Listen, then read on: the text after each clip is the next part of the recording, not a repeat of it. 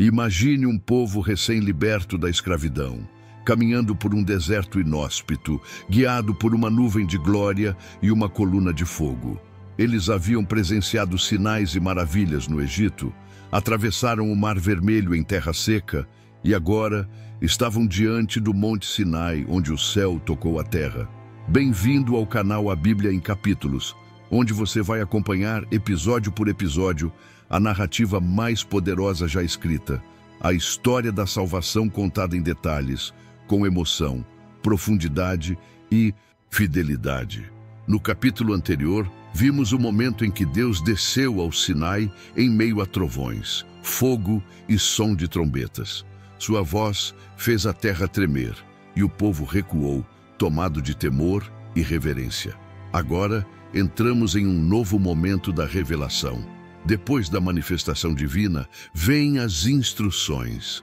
O Deus que falou com poder agora fala com detalhes. Neste capítulo, vamos descobrir que o Criador do universo não apenas deseja ser adorado, mas também deseja ensinar seu povo a viver. Está preparado para conhecer as primeiras leis que moldaram uma nação inteira? Então respire fundo e mergulhe conosco nesta história transformadora. Enquanto o povo permanece ao pé da montanha, Moisés sobe novamente ao topo do Sinai, agora envolvido pela nuvem da glória.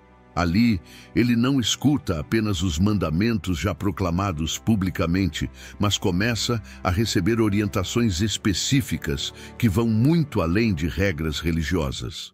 Deus começa a revelar um código de justiça, pureza e convivência que se tornaria a base moral e espiritual de Israel. E essas leis não são frias ou arbitrárias, elas revelam o coração do próprio Deus. Entre as primeiras instruções estão os direitos dos servos hebreus. Diferente das nações vizinhas, onde o escravo era tratado como uma propriedade descartável, Deus estabelece limites para o serviço e garante dignidade. Um servo hebreu não poderia servir para sempre. Ao 7º ano, deveria ser libertado. E mais, se ele desejasse permanecer voluntariamente com seu senhor, deveria fazer isso por amor, não por obrigação. Que sociedade era essa, onde até a liberdade era respeitada como uma escolha sagrada? Você já parou para pensar o quanto isso era revolucionário para aquela época? Mas a justiça de Deus vai ainda mais fundo. Ele se importa com os que geralmente são esquecidos: a mulher, a viúva, o órfão. A lei ordena proteção e amparo para aqueles que, em um sistema humano, seriam vulneráveis.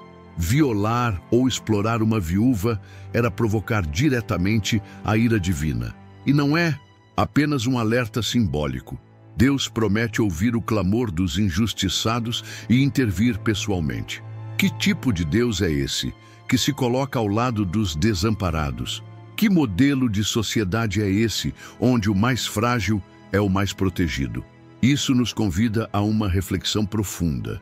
Nossas comunidades hoje ainda carregam essa compaixão prática ou esquecemos os valores que o próprio Deus estabeleceu? Comente aqui. Você já se sentiu amparado por uma justiça divina quando tudo parecia injusto ao seu redor? A legislação entregue por Deus a Moisés também tratava da justiça criminal e civil de forma surpreendentemente avançada. Se alguém ferisse outra pessoa, mesmo sem intenção, haveria medidas reparatórias. O assassinato premeditado era condenado com severidade, mas o homicídio acidental tinha tratamento distinto. E mais, se um boi conhecido por ser agressivo matasse alguém, a responsabilidade recaía sobre o dono, caso ele soubesse do perigo e nada tivesse feito. Essa é a raiz do conceito moderno de responsabilidade civil. Pense nisso. Deus, em pleno deserto, já falava sobre a importância de prevenir danos, proteger vidas e agir com responsabilidade. Isso não é apenas lei, é o reflexo do caráter de um Deus que ama a vida. Será que hoje ainda levamos essa responsabilidade tão a sério quanto deveríamos? As leis também abrangiam os bens materiais e os animais. algo que mostra a abrangência e equilíbrio do sistema divino. Se alguém deixasse um buraco aberto e outro caísse ali, deveria reparar o dano. Se um animal fosse ferido por negligência, o prejuízo não poderia ser ignorado. E se um campo fosse danificado por animais de outro, a compensação era obrigatória. Deus estava ensinando que a liberdade não anula a responsabilidade. Até mesmo o cuidado com a propriedade do outro fazia parte do culto a Deus. Nada era visto como trivial. Cada detalhe do convívio social tinha peso espiritual. Não era apenas sobre o que se fazia no templo, mas como se vivia no cotidiano. Isso nos confronta. Será que nossa fé atual está restrita ao domingo ou influencia nossa conduta de segunda a sábado? Comente aqui. Você acredita que nossa geração ainda honra esse senso de responsabilidade no dia a dia? Deus não estava apenas instituindo uma religião. Ele estava formando um povo com identidade, propósito e valores eternos. Uma nação que refletisse sua santidade em cada decisão, sua justiça em cada julgamento e sua misericórdia em cada gesto. As leis que ele entregou iam muito além de regulamentos religiosos, eram fundamentos de uma convivência baseada no respeito mútuo, na dignidade do outro e na responsabilidade individual. De servos a senhores, de viúvas a juízes, todos estavam sob o mesmo princípio: viver com justiça, porque foram libertos por um Deus justo. Aqueles que haviam conhecido o peso da opressão agora eram chamados a defender os frágeis, a preservar a vida, a zelar pelo bem comum. E nós? Será que ainda carregamos esse chamado em nossos dias? Que tipo de sociedade estamos construindo com as escolhas que fazemos? Compartilhe nos comentários. Qual dessas leis mais te impactou até aqui? Moisés, ainda envolto pela espessa nuvem de glória no topo do monte, permanece em silêncio, ouvindo atentamente cada instrução que o próprio Deus lhe transmite. Ali, longe da visão do povo e do tumulto do acampamento, ele se torna o canal pelo qual os princípios eternos do céu seriam trazidos à terra. As palavras que Moisés escreve naquele momento não são apenas normas de conduta. Elas carregam a essência do caráter divino, uma convocação clara para um estilo de vida santo, puro e comunitário.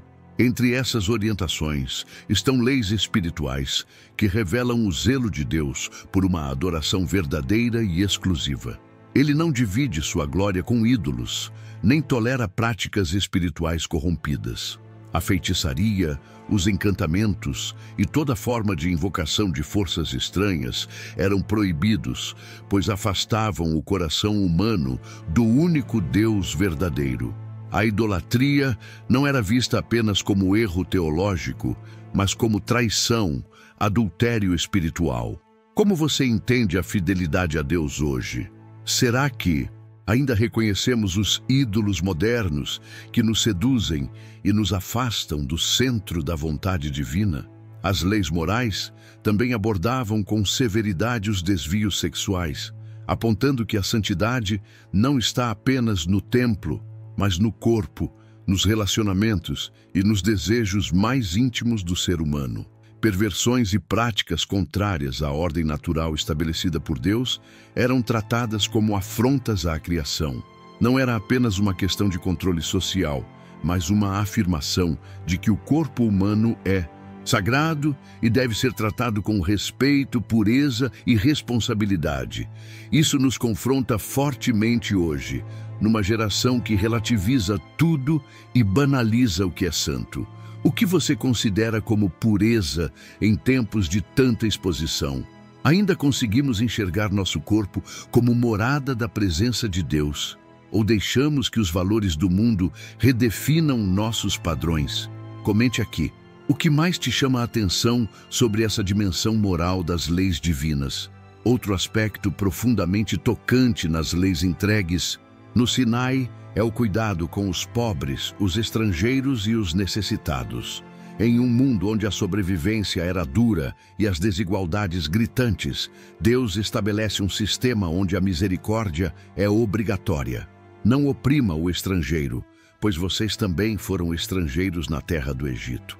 Essa lembrança constante da origem humilde de Israel era a chave para cultivar a empatia e a compaixão. A lei dizia: se alguém te entregar uma veste como penhor, devolva antes do pôr do sol, pois é tudo o que ele tem para se cobrir. Isso é mais do que um regulamento. É sensibilidade, é enxergar o outro como irmão. Imagine como seria nossa sociedade hoje se cada decisão econômica, judicial ou social fosse guiada por esse mesmo espírito de empatia. E você, já sentiu que Deus te chamou para agir com mais compaixão com quem está ao seu redor? Ainda dentro dessa estrutura social justa, Deus ordena que empréstimos não sejam usados como forma de opressão.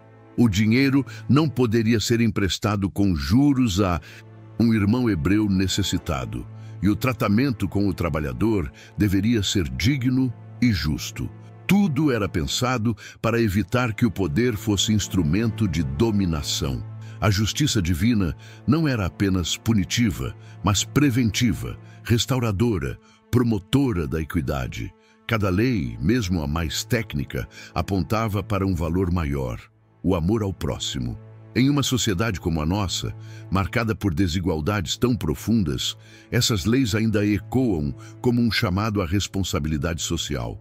Você acredita que seria possível viver de forma mais justa se colocássemos esses princípios em prática novamente?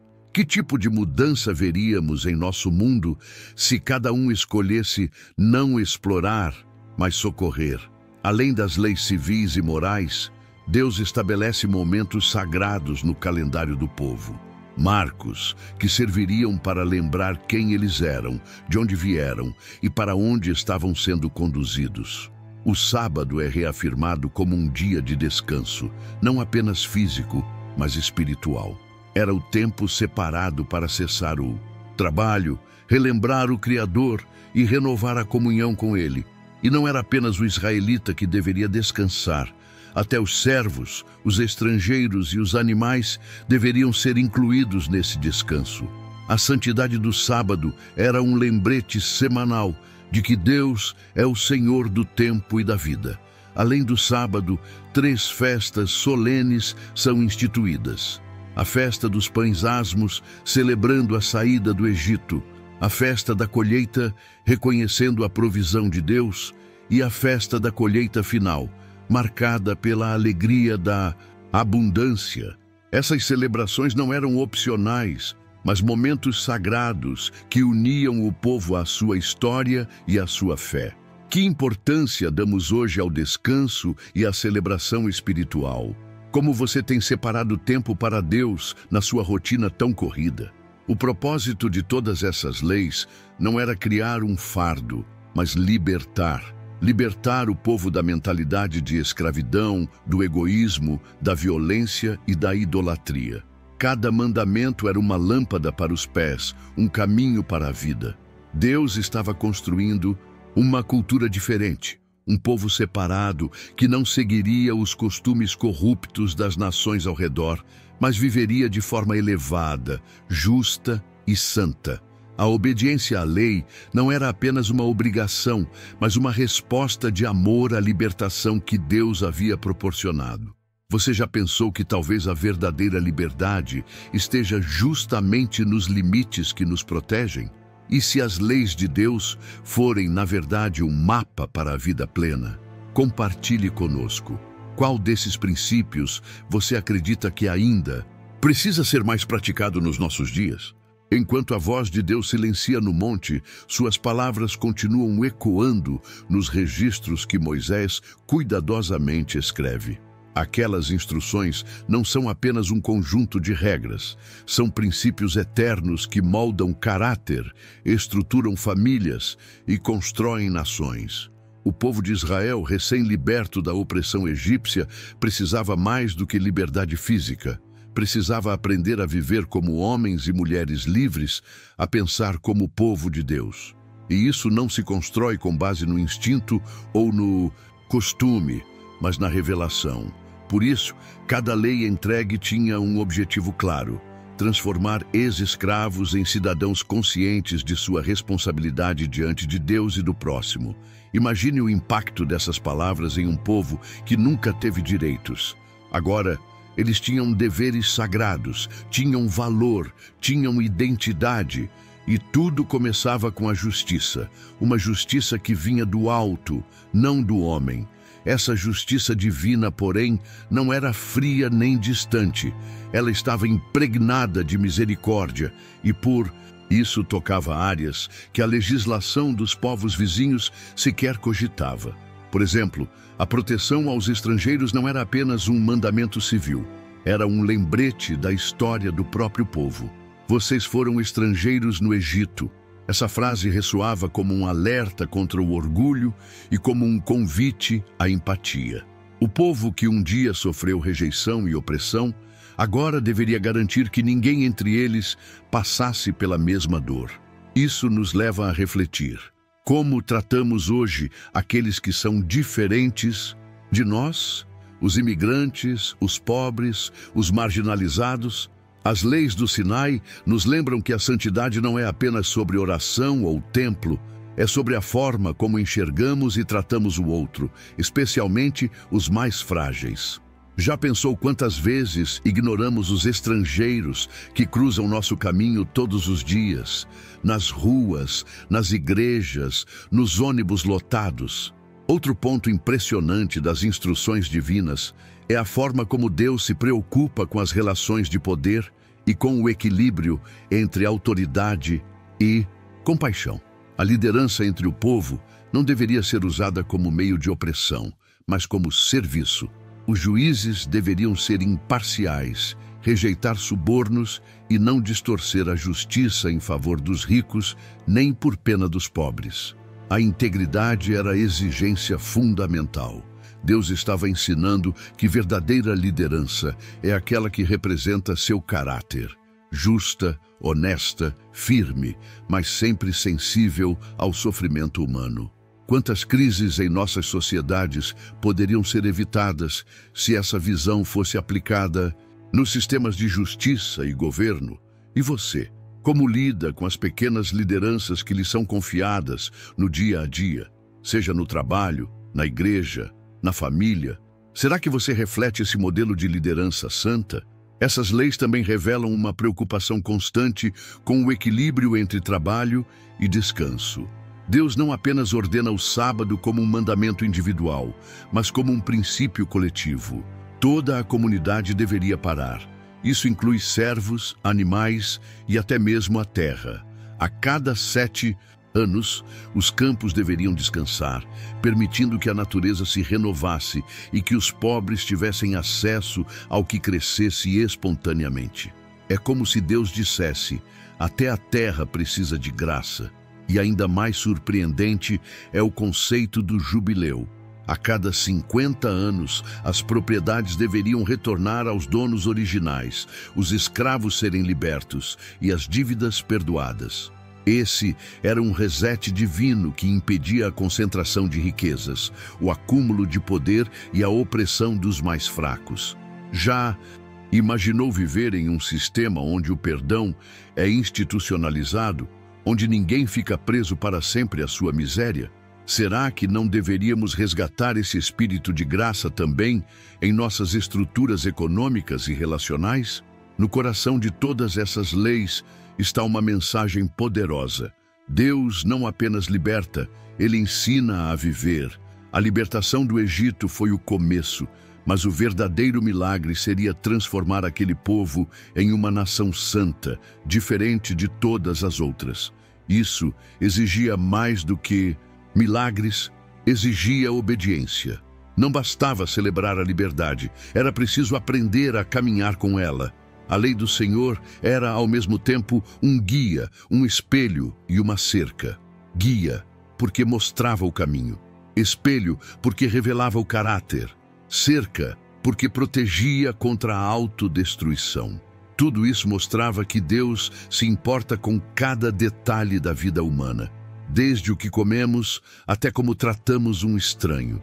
Será que hoje ainda vivemos com essa consciência? Ou será que nossa fé se tornou algo fragmentado, restrito aos cultos e aos rituais? Compartilhe nos comentários qual dessas leis você acha que mais falta em nosso mundo hoje. Enquanto Moisés permanece no alto da montanha, absorvendo cada palavra com temor e reverência, lá embaixo, o povo observa o tempo passar. A presença visível da nuvem ainda está ali, mas o silêncio do monte começa a inquietar os corações. A impaciência cresce como um veneno lento, e é aqui que começamos a perceber a tensão que logo tomará conta do acampamento. As leis estavam sendo entregues, mas seriam elas aceitas? Seriam vividas? O que acontece quando a promessa parece demorar? Quando a fé é desafiada pelo tempo e pela ausência visível de respostas? Estamos prestes a ver como o coração humano pode se desviar mesmo diante da glória, quando não está firmemente enraizado na confiança. E isso nos alerta. Não basta ouvir a voz de Deus uma vez. É preciso permanecer fiel, mesmo quando o céu parece em silêncio. Já viveu esse tipo de silêncio divino? Como sua fé reagiu nesses momentos? No topo do monte, envolto pela presença divina, Moisés continua recebendo instruções. Cada mandamento, cada regra, cada orientação detalha um projeto divino muito maior. A construção de um povo que viva como reflexo do próprio Deus. As leis não eram um fardo, eram uma dádiva. Eram a resposta concreta ao clamor por justiça, dignidade e liberdade que ecoava desde os tempos do Egito. O povo que um dia gemeu sob os chicotes de Faraó, agora recebia a oportunidade de estabelecer uma sociedade fundamentada em equidade, respeito e adoração verdadeira. O mesmo Deus que fez a terra tremer com sua voz, agora sussurrava ao coração de Moisés os detalhes que sustentariam uma nação por gerações. Era como se o céu inteiro estivesse se curvando à terra para ensinar ao homem como viver com nobreza, com verdade, com propósito. Quantas vezes buscamos respostas em lugares distantes, quando a sabedoria de Deus já foi revelada em sua palavra? Enquanto isso, no vale, a ansiedade começa a se espalhar entre o povo. Dias se passam. A voz que antes ecoou com trovões agora está silenciosa. Moisés, seu líder, está ausente há tempo demais. A fé que parecia firme começa a vacilar. Aquele momento de glória, onde todos ouviram a voz de Deus, começa a ser engolido pela dúvida. E essa tensão é um alerta para todos nós. Não basta presenciar milagres, não basta ouvir revelações. A verdadeira fidelidade é medida no silêncio, na espera, na obediência, quando nada parece acontecer. Quantas vezes você já sentiu que Deus estava demorando? E o que você fez nesses momentos? Se agarrou na promessa ou buscou atalhos? Este momento da história está prestes a mostrar que nem todos os que ouviram a voz do Eterno permanecerão fiéis à aliança. A glória foi real, mas o coração ainda precisava ser transformado. As leis entregues a Moisés eram mais do que códigos morais. Elas eram um convite à transformação, um chamado para viver de maneira radicalmente diferente do mundo ao redor. Enquanto os outros povos sacrificavam seus filhos aos ídolos, exploravam os fracos e cultivavam a violência, Israel era chamado a viver com compaixão, justiça e reverência. Cada lei apontava para o caráter de Deus, santo, justo e misericordioso. Ao obedecer, o povo não apenas agradaria ao Senhor, ele seria um sinal de esperança para todas as nações. Essa era a missão de Israel, ser luz em meio às trevas. Mas a pergunta permanece: quantos estavam dispostos a viver essa missão? Quantos de nós hoje estamos? O mundo ainda precisa de uma comunidade que viva a justiça divina na prática, que defenda os vulneráveis, que promova a paz. Você está disposto a ser parte disso? A história do Sinai nos confronta profundamente. Ela revela que a verdadeira liberdade não está apenas na quebra de correntes externas, mas na transformação do coração. Um povo pode sair do cativeiro, mas ainda carregar o Egito na alma. Por isso Deus entrega leis, para que a alma aprenda a ser livre, e essa é uma lição que ecoa até os nossos dias. Vivemos tempos de confusão moral, de indiferença espiritual e de relacionamentos quebrados. Precisamos mais do que nunca voltar à base, redescobrir a beleza da justiça de Deus, a pureza que Ele deseja em nossos pensamentos e o valor da vida comunitária como expressão de Sua presença entre nós. Imagine como seria nossa sociedade se todos vivessem segundo esses princípios. Imagine igrejas que não apenas pregam, mas vivem a misericórdia. Casas onde a justiça é ensinada desde a infância. Vizinhanças onde o bem comum é prioridade. É possível. Deus já nos mostrou como. E aqui termina esta etapa da jornada. Moisés permanece no alto do monte, recebendo as instruções que moldarão um povo. Mas no acampamento, a escuridão começa a se formar. O silêncio gera incerteza e a demora de Moisés abrirá espaço para um dos episódios mais trágicos desta história, a construção de um bezerro de ouro. No próximo capítulo, você verá como a impaciência pode destruir tudo aquilo que foi construído com tanto esforço. E como, mesmo diante da rebeldia humana, a graça de Deus continua a nos buscar. Mas por hoje, que este episódio te leve a refletir. Você está construindo sua vida sobre as instruções do céu ou moldando ídolos com o ouro da ansiedade? Que a história do Sinai continue a ecoar em nossos corações como um chamado à santidade, à justiça e ao amor verdadeiro.